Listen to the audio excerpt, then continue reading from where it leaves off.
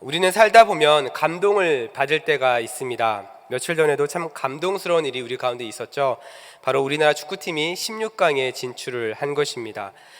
많은 사람들이 이 16강 진출을 한 것을 보고 감동을 느꼈고 또 눈물도 흘리고 많은 감격을 하면서 서로 기뻐하는 모습을 우리는 뉴스를 통해서 또 인터넷 기사를 통해서 많이 보았습니다. AI 데이터 분석 결과를 보니까요, 이 한국이 포르투갈, 그러니까 16강전이었죠. 포르투갈을 이길 수 있는 확률이 불과 18%밖에 되지 않았다라고 합니다. 그리고 실제로 이 포르투갈 내에는 굉장히 많은 연봉을 받는 선수들이 많이 있었기 때문에 객관적으로 봤을 때도 많은 사람들이 포르투갈이 당연히 승리를 할 것이라고 생각을 했죠. 그런데 결과는 어떻습니까? 바로 우리가 잘 알다시피 한국이 승리를 하였고 16강을 가게 되었습니다. 이 승리로 인해 많은 선수들과 국민들이 감동을 했고 행복한 마음을 느꼈습니다. 왜냐하면 불가능하다고 생각했던 그 일이 가능하게 여겨졌기 때문입니다. 오늘 본문도 마찬가지입니다. 상식적으로 불가능했던 일이 가능하게 이루어졌습니다. 어떤 일이 발생했나요? 바로 갈대 상자에 놓인 그 아이가 죽지 않고 나일강에서 살아났다라는 거죠. 겉으로 봤을 때는 어떻게 부모가 아이를 나일강에 버릴 수 있지? 라고 생각할 수 있겠지만 오늘 본문의 배경을 보면 이것은 버려진 것이 아니라 하나님께 맡겨진 것이었습니다. 그리고 성경은 실제로 우리의 인생도 이렇게 하나님께 맡겨질 때에 하나님의 역사를 경험할 수 있다라고 우리에게 말해주고 있습니다. 그렇다면 우리는 어떻게 하나님께 우리의 인생을 맡기면서 살아갈 수 있을까요? 우리는 이 부분을 두 가지로 함께 나누고 함께 기도하는 시간을 갖고자 합니다. 첫 번째로 우리가 우리의 인생을 하나님께 맡기기 위해서는요, 하나님에 대한 믿음이 있어야 합니다.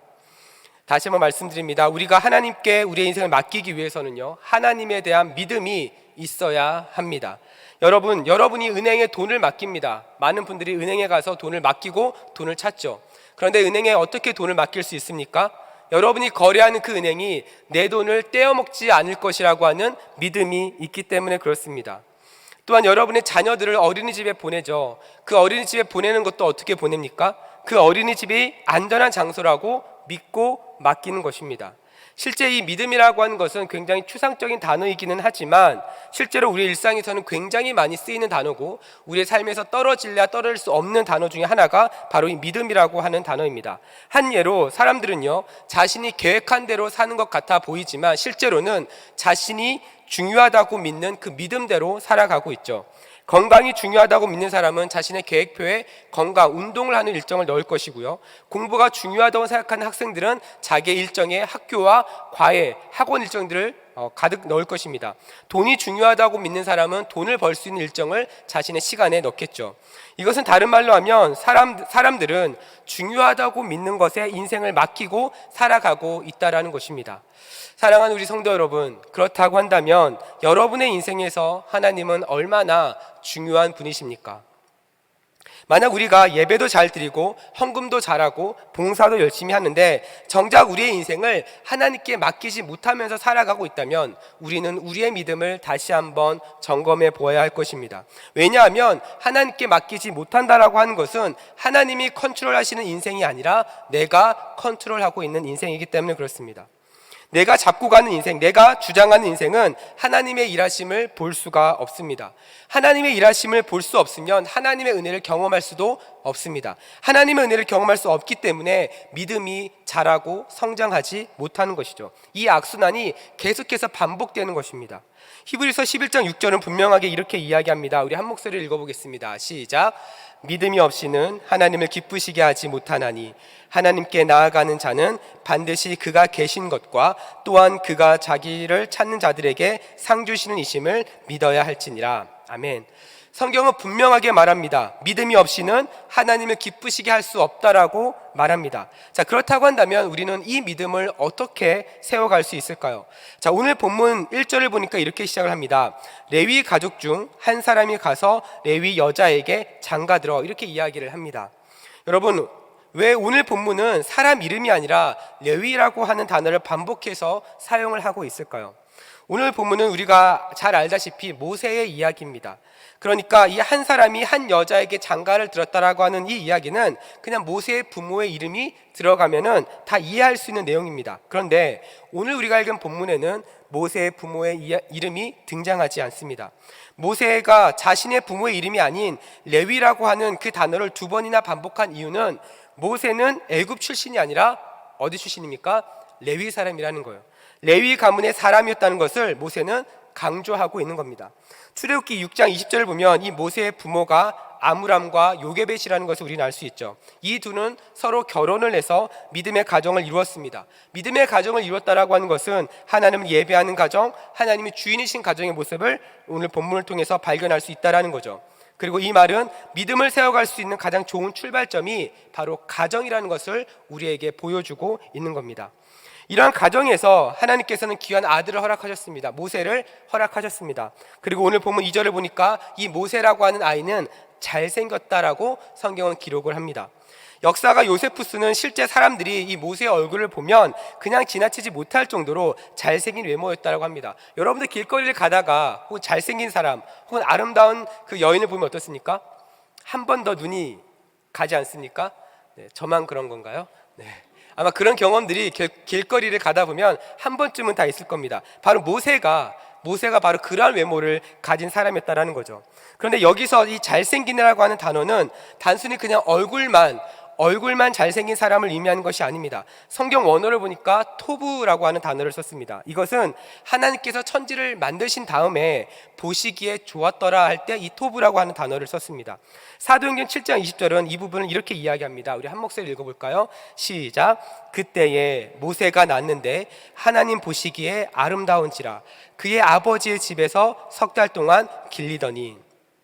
어떻게 이야기합니까? 하나님께서 아므람과 요게벳이라고 하는 그 믿음의 가정을 이루시고 거기에 모세라고 하는 아이를 허락해 주셨습니다. 그런데 이 아이는 겉으로 봤을 때 외모만 잘생긴 것이 아니라 하나님이 보셨을 때도 아름다운 아이였다라는 겁니다.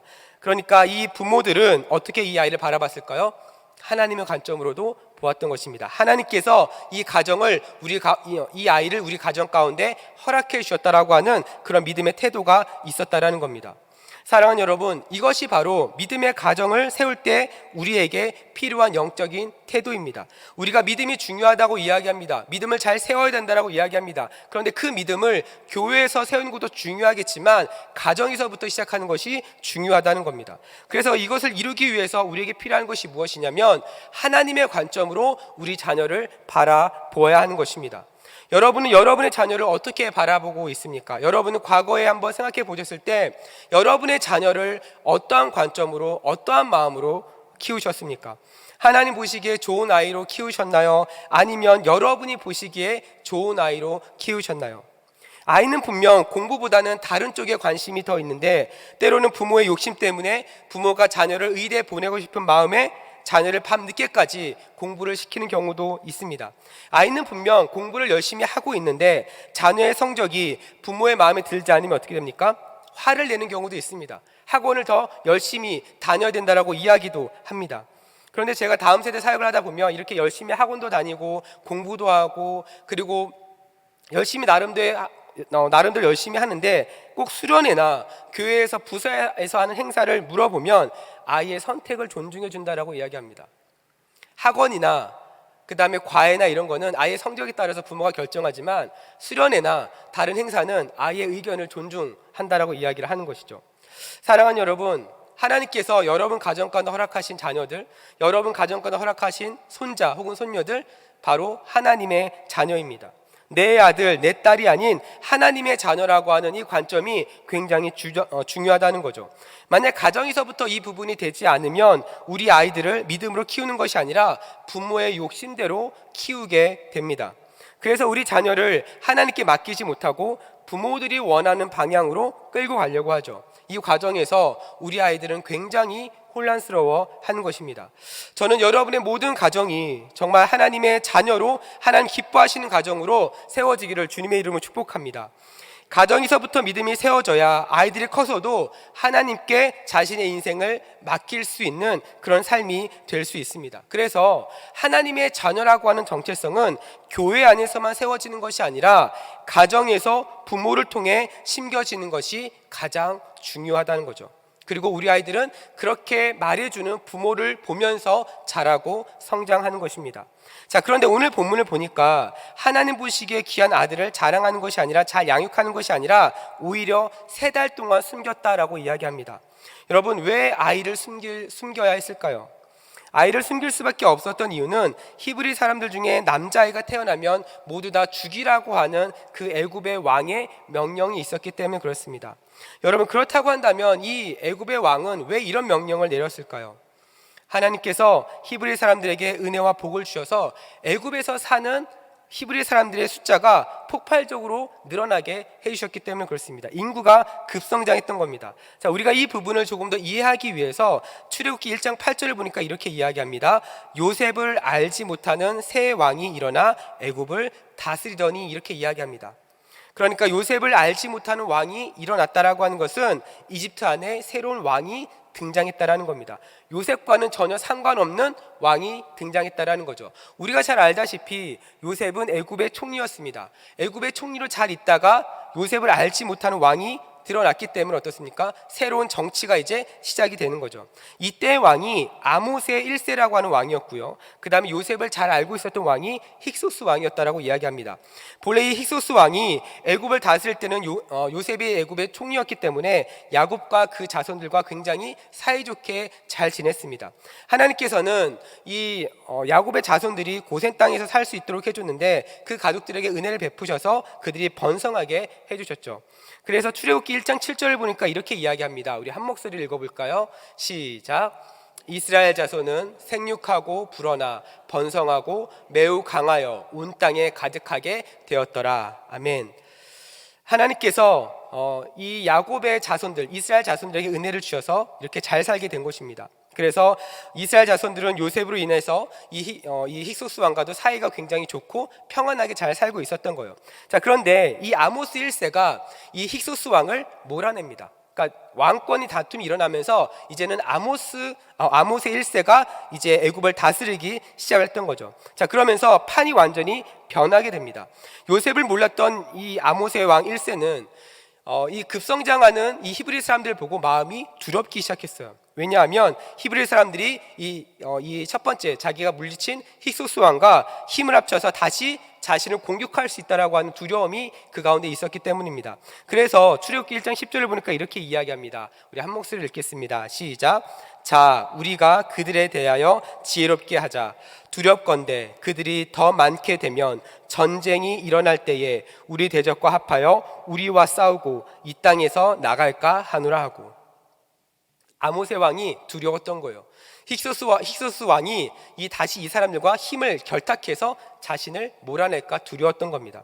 그래서 생각해낸 방법이 3가지가 있었어요. 첫 번째는 뭐냐면 종교적인 탄압입니다. 두 번째는 뭐냐면 남자아이를 다 죽이는 것이었어요. 세 번째는 강제 노역이었습니다. 자, 이 3가지 방법 중에서 오늘 본문은 두 번째 방법과 관련이 있던 거예요. 바로 왕은 히브리 산파들에게 남자아이가 태어나면 다 죽이라고 명령을 했던 겁니다. 그래서 이 산파라고 하는 역할이 아이를 받는 사람이잖아요. 그러니까 아이를 받자마자 그 아이가 남자아이면 죽이라는 겁니다. 자, 이렇게 해서 죽이면 사람들의 시선도 최소한으로 피할 수 있기 때문에 괜찮을 거라고 생각을 했어요.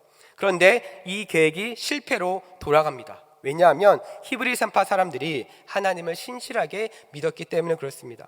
생명의 주관은 하나님께 있음을 알았기 때문에 히브리 산파들은 바로 왕의 명령에 따를 수가 없었던 거예요. 그러자 바로 왕은 히브리 사람들을 더 강하게 압박하기 위해서 아예 이렇게 선포를 합니다. 오늘 출애굽기 1장 22절 말씀입니다. 우리 한 목소리 읽겠습니다. 시작. 그러므로 바로가 그의 모든 백성에게 명령하여 이르되 아들이 태어나거든 너희는 그를 나일강에 던지고 딸이거든 살려두라 하였더라. 여러분, 말이 됩니까? 아이가 태어났어요. 그 아이를 나일강에 버리래요. 여러분, 이거는 아이가 많고 적은과는 상관이 없습니다. 저에게 딸이 4명이 있는데 4명 중에 1명 뭐 괜찮지 뭐 한 버림 뭐 되지 뭐 우리가 살아야 되니까 이렇게 할 수 있을까요? 저를 그런 눈으로 보지 마시고 네. 저도 그렇게 할 수 없습니다. 딸이 4명 있다고 할지라도 단 한 명도 잃고 싶지 않은 것이 부모의 마음입니다. 자, 이런 상황 속에서 태어난 아이가 바로 모세입니다. 만약 모세의 가정이 믿음의 가정이 아니었다면, 혹은 믿음이 굉장히 연약한 가정이었다면 우리가 알고 있는 모세는 어쩌면 없을 수도 있습니다. 근데 이러한 상황 속에서 아므람과 요게벳은 왕의 명령을 따라 모세를 나일강에 버릴 수가 없었어요. 그래서 생각해낸 방법이 무엇입니까? 모세를 위해 갈대 상자를 만들게 됩니다. 여러분, 왜 갈대 상자였을까요? 왜 하필 갈대 상자였을까요?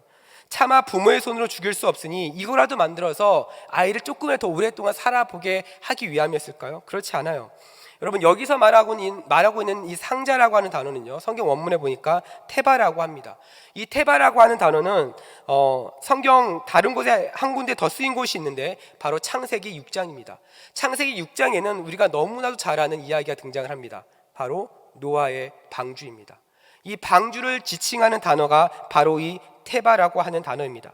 다시 말해서 모세의 부모들이 갈대 상자를 만든 것은 고민하고 고민해서 갑자기 번뜩이는 아이디어가 떠오르는 것이 아니었어요. 이들이 갈대 상자를 생각할 수 있었던 이유는 노아의 방주의 이야기를 그들은 알고 있었던 겁니다.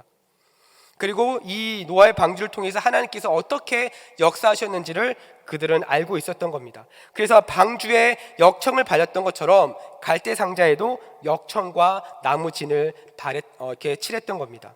우리는 여기서 하나님께 맡기는 인생을 위한 두 번째 단계를 우리는 알 수 있습니다. 그것은 무엇이냐면, 하나님에 대한 올바른 이해가 있을 때 우리는 하나님께 우리의 인생을 맡길 수 있다라는 겁니다.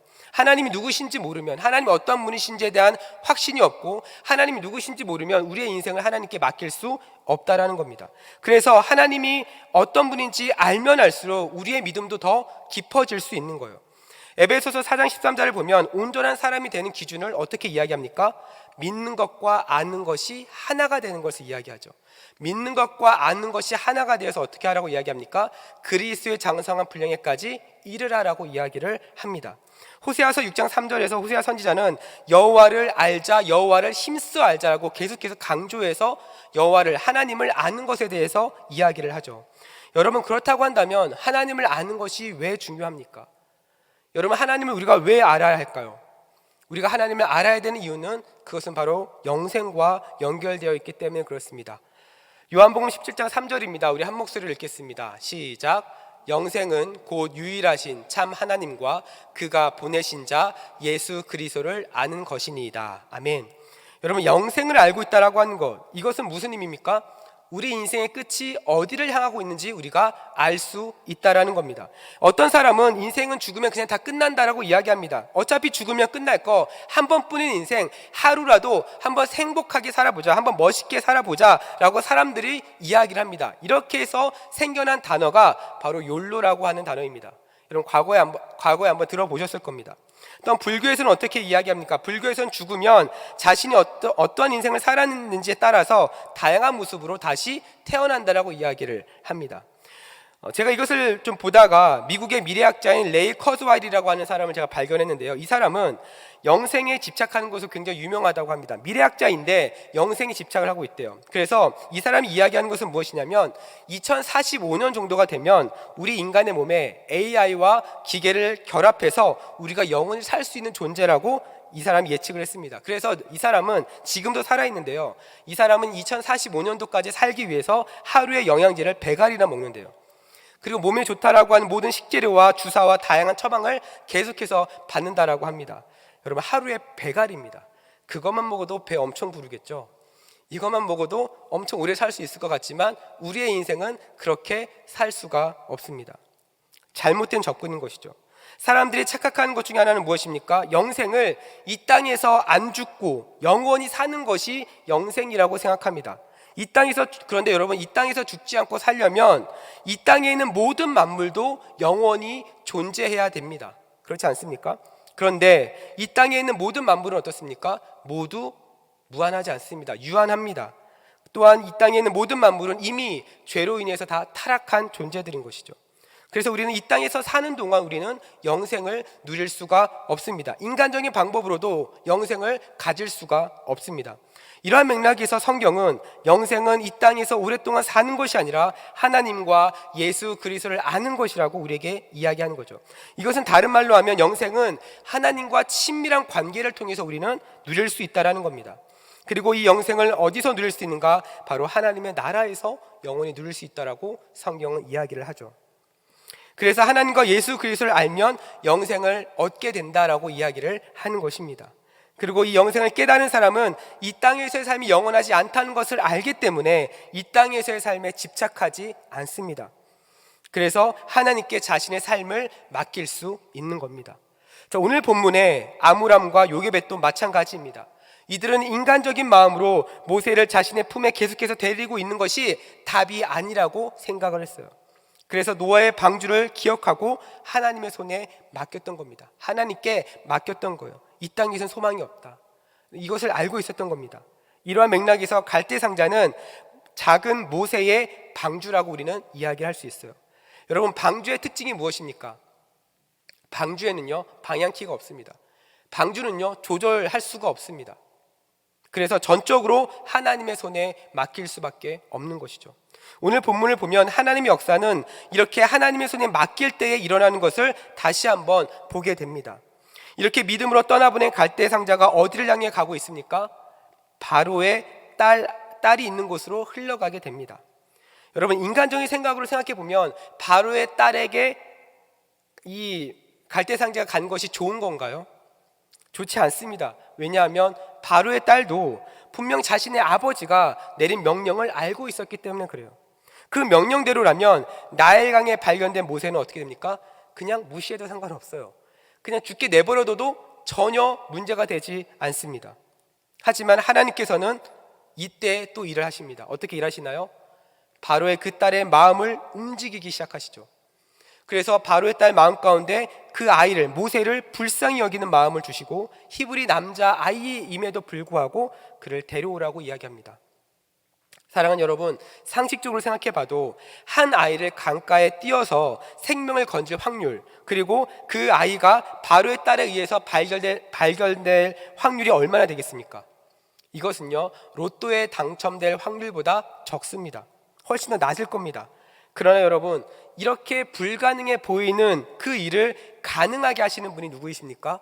바로 하나님이신 거예요. 그리고 이러한 역사는 하나님께 맡길 때 일어나는 겁니다. 요게벳이 갈대상자를 만들어서 띄울 때 기도했나요? 하나님, 이 갈대상자가 바로의 딸에게 가야 합니다. 기도했습니까? 아니요. 이 요게벳이 할 수 있었던 것은 하나님을 의지하는 것밖에 없었을 거예요. 하나님께 위탁하는 것밖에 없었을 겁니다. 그러나 여러분, 하나님께 위탁할 때 하나님이 일하시는 겁니다. 베드로전서 5장 7절에 이렇게 이야기합니다. 우리 한 목소리를 읽겠습니다. 시작. 너희 염려를 다 주께 맡기라. 이는 그가 너희를 돌보심이라.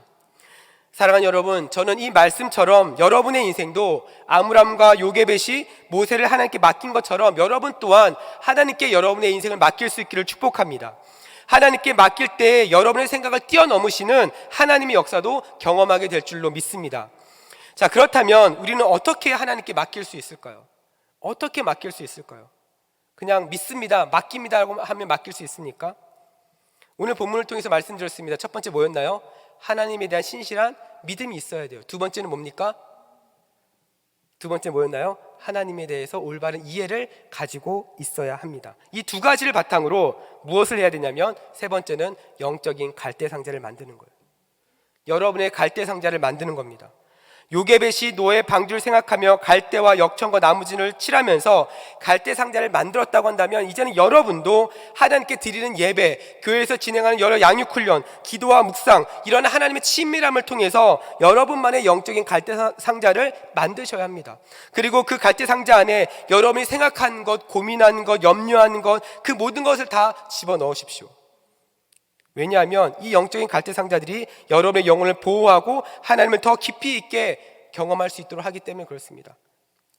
그리고 어떻게 해야 됩니까? 이제는 띄어보내는 거예요. 띄어보내는 거예요. 내 힘으로 할 수 없음을 인정하고 보내는 겁니다. 이것이 바로 핵심이에요. 왜냐하면 갈대상자에는 앞서 말한 대로 방향키가 없거든요. 세상적인 관점에서 자신의 힘으로 할 수 없다는 것을 인정하는 것은 굉장히 무기력하게 보일 수 있습니다. 그냥 하나님께 다 맡긴다는 것도 굉장히 무책임하게 보일 수 있습니다. 하지만 이것은 하나님께 맡겨놓고 우리는 아무것도 하지 말아야지가 라는 것이 아닙니다. 요게벳이 갈대와 역청과 나무신으로 갈대 상자를 만든 것처럼 우리도 우리 안에 있는 영적인 갈대 상자를 만들기 위해서 끊임없이 하나님과 교통하고 교제하면서 깊은 관계 가운데 나아가는 겁니다. 결과를 하나님께 맡기는 거예요. 아무것도 하지 않고 그냥 하나님 알아서 해주시겠지가 아니라 결과를 하나님께 맡기는 겁니다. 우리의 모든 삶의 문제가 우리의 생각대로 흘러가지 않더라도 하나님께서 여러분의 갈대 상자를 인도하신다라고 하는 그 사실을 신뢰하는 겁니다. 그래서 앞서 보았던 이 베드로전서 말씀에서 말하는 주께 맡기라라고 하는 이 말은요, 여러분이 짊어져야 하는 그 책임까지 하나님께 맡기라고 하는 그 의미가 담겨져 있는 거예요. 여러분이 하나님께 맡겼습니다. 최선을 다했습니다. 그럼에도 불구하고 여러분이 생각했던 것과 다르게 흘러갈 수 있습니다. 그것은 여러분의 책임이 아니라는 거예요. 하나님께 온전히 맡겼다면 거기에는 하나님의 온전하시고 하나님의 선하신 뜻이 있는 겁니다. 여러분, 나일강에 모세가 버려졌을 때 최악의 상황은 두 가지를 생각할 수 있어요. 첫 번째는 뭐냐면요, 나일강에 있는 그 악어떼들에 의해서 잡혀 먹는 겁니다. 두 번째는 뭐냐면요, 이집트 사람에 의해서 발견되는 것이 아니에요. 그렇죠? 왜냐하면 이집트 사람에 의해서 발견되었으면 모세는 죽은 목숨이기 때문에 그렇습니다. 인간적으로 생각했을 때 이 두 가지의 상황은요, 요게벳의 입장에서 생각할 수 있는 최악의 상황입니다. 그런데 우리 하나님은 어떤 분이십니까? 그 최악의 상황에서도 최선을 만들어내실 수 있는 분이라는 거예요.